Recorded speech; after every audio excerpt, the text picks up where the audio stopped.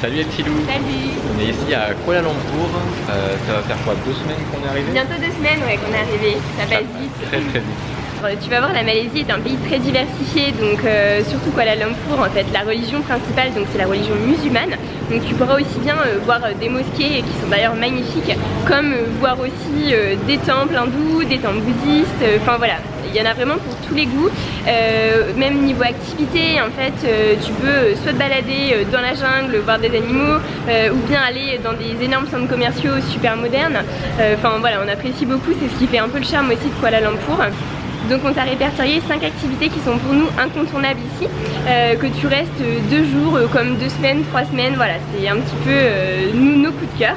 Puis on espère que ça te plaît et on t'amène voir tout ça.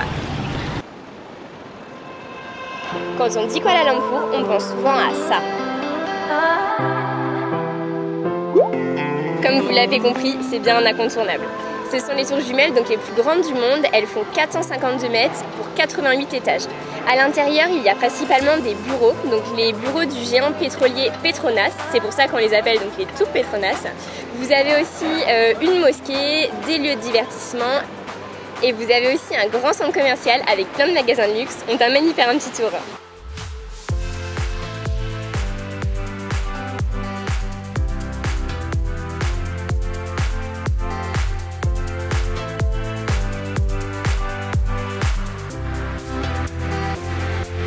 Pour accéder au tour Petronas, c'est assez facile, tu as juste à prendre le métro et t'arrêter à la station KLCC.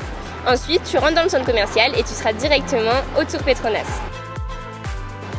Et si tu veux te balader un petit peu autour des tours Petronas, tu as le parc, donc le KLCC Park, qui est super agréable, donc avec plein d'arbres, plein de verdure, et tu as aussi des points d'eau pour te rafraîchir.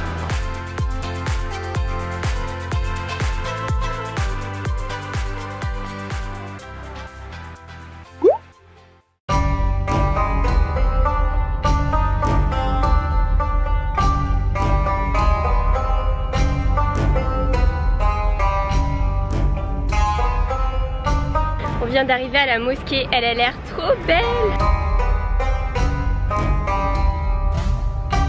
On est en train de faire le tour de la mosquée, on cherche l'entrée principale. En fait, il y a des entrées un petit peu partout.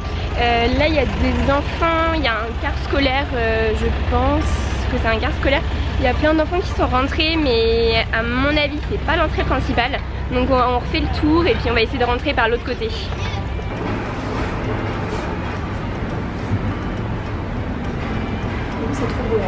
Très joli, ouais. Voilà, il y a des petits diamants et tout, c'est trop bien.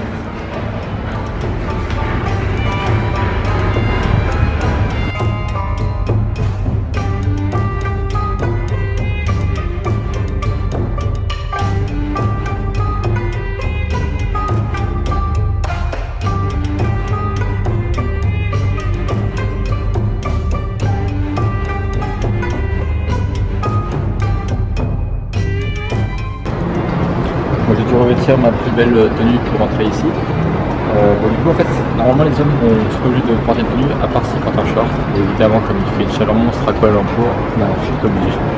Donc du coup ils me passaient cette petite tenue qui me tient bien chaud.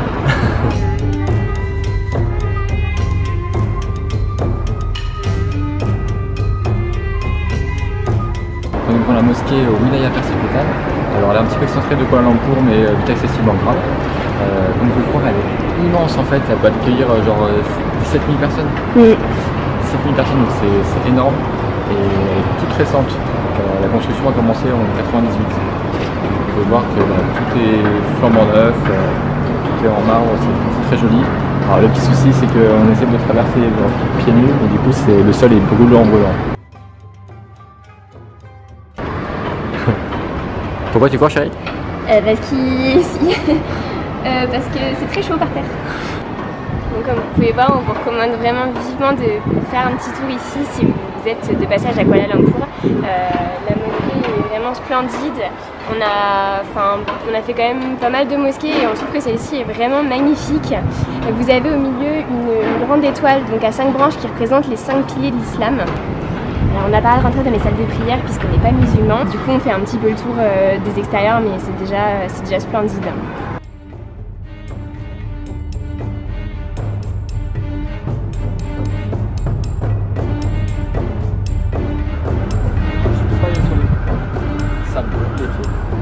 Les trucs noirs? Ah oui. C'est les trucs à éviter. Vous savez, comme quand on est petit sur les passages piétons, là, faut éviter pour pas tomber dans la mare. Bah là, c'est pareil.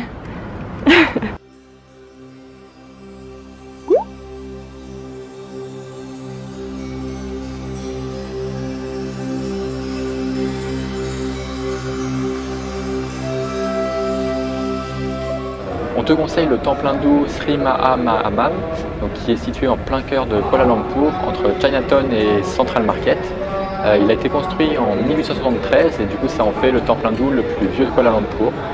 Alors ce qui est bien, c'est que l'entrée est gratuite, il suffit juste d'enlever tes chaussures. Pour les femmes, se couvrir bien évidemment les épaules et les jambes.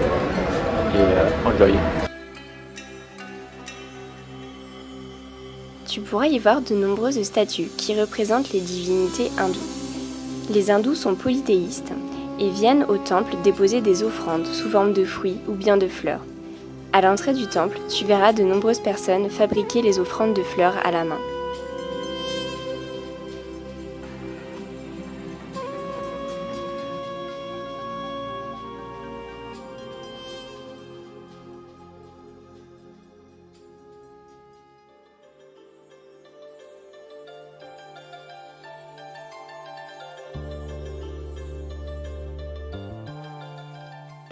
À 10 minutes du centre de Kuala Lumpur, tu as le temple Ten Ao.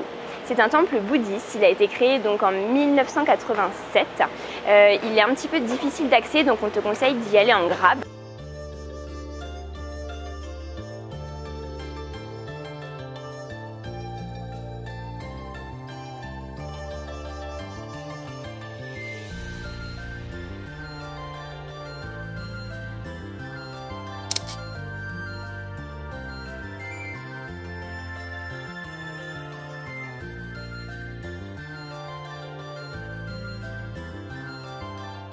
C'est un temple bouddhiste qui a été créé donc en l'honneur de la déesse de la mer chinoise.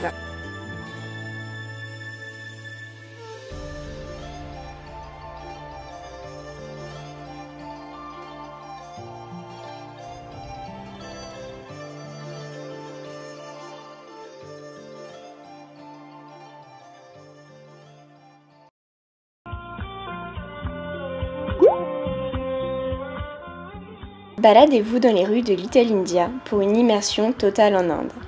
Vous y verrez de magnifiques tissus colorés, certains permettant de confectionner les saris, habits traditionnels hindous. La vie animée de ce quartier vous fera découvrir les spécialités culinaires. Nous te recommandons les pâtisseries roses à la coco et au citron, très sucrées mais excellentes. Goûtez à la cuisine indienne et tentez de manger avec votre main droite pour une immersion totale.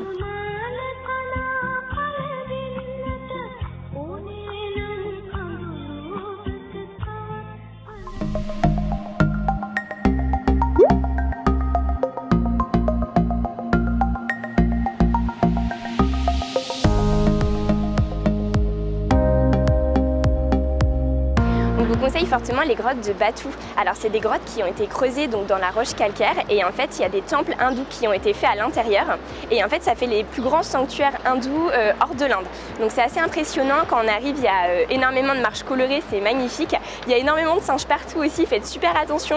On vient à peine d'arriver, les singes sont déjà un petit peu en train de nous attaquer parce qu'en fait ils veulent de la nourriture tout simplement. Après avoir monté les 242 marches, vous entrerez dans les grottes dont le calcaire date de 20 millions d'années. Il y a 3 grottes principales et plusieurs autres petites. Ces sanctuaires sont consacrés à Murugan, dieu de l'armée divine. Vous avez d'ailleurs à l'entrée une imposante statue qui représente la plus haute statue du monde de Murugan. Elle mesure presque 43 mètres.